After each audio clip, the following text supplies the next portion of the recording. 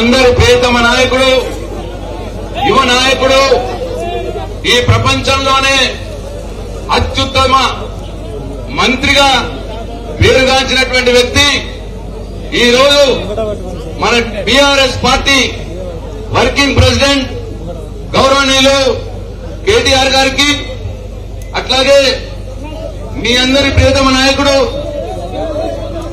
ఎల్లారెడ్డి నియోజకవర్గ మాజీ శాసనసభ్యులు సోదరుడు సురేందర్ గారికి, అట్లాగే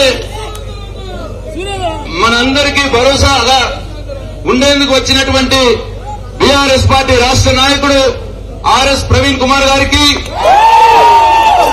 తెలంగాణ ఆస్తి మన అన్న కవి గాయకుడు ఎమ్మెల్సీ దేశపతి శ్రీనివాస్ గారికి, అట్లాగే గౌరవ మాజీ శాసనసభ్యులు గంప గోవర్ధన్ గారికి, బాజిరెడ్డి గోవర్ధన్ గారికి, హనుమంత్ షిండే గారికి, మాజీ జిల్లా పరిషత్ చైర్మన్ రాజు గారికి, అట్లాగే ఈ రోజు ఎక్కడైతే అవమానపడ్డాడో అక్కడే మన కేటీఆర్ గారి చేతుల మీదుగా గౌరవించబడినటువంటి మన సాయిలన్నకు, అట్లాగే ఈ నియోజకవర్గం నుండి వచ్చినటువంటి కార్యకర్తలందరికీ నా హృదయపూర్వక నమస్కారాలు.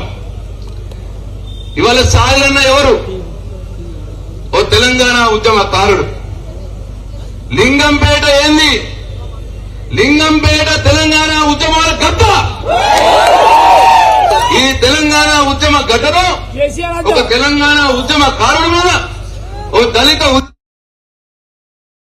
ఈ ప్రభుత్వం అమానుషంగా ప్రవర్తించి అంబేద్కర్ సాక్షిగా ఆయన అవమానం చేసి ఇవాళ దళిత జాతికి తీరని అవమానం చేసినట్టుగా మేమందరం భావిస్తా ఉన్నాం, మనందరం భావిస్తాం అని చెప్పి మనం చేస్తా ఉన్నా.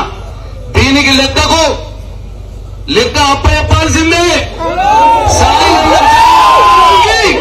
లెక్క తప్పకుండా అప్పచెప్పాల్సిందే. ఎట్లా అప్పచెప్పలేం?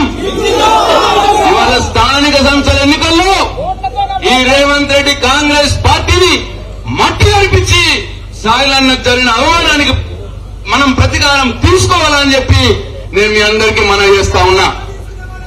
ఇవాళ కేటీఆర్ గారు రాష్ట్రం నలుమూలల ఎక్కడైనా మన కార్యకర్తలను ఇబ్బందుల పాలు చేస్తే ఈ ప్రభుత్వం, ఈ పోలీసులు వాళ్ళకి ఇబ్బందుల పాలు చేస్తే వాళ్ళ ఇంటికే వెళ్లి వాళ్ళకి ధైర్యం ఇచ్చడానికి, వాళ్ళకి భరోసా ఉండటానికి ఇవాళ తిరుగుతా ఉన్నాడు కేటీఆర్ గారు.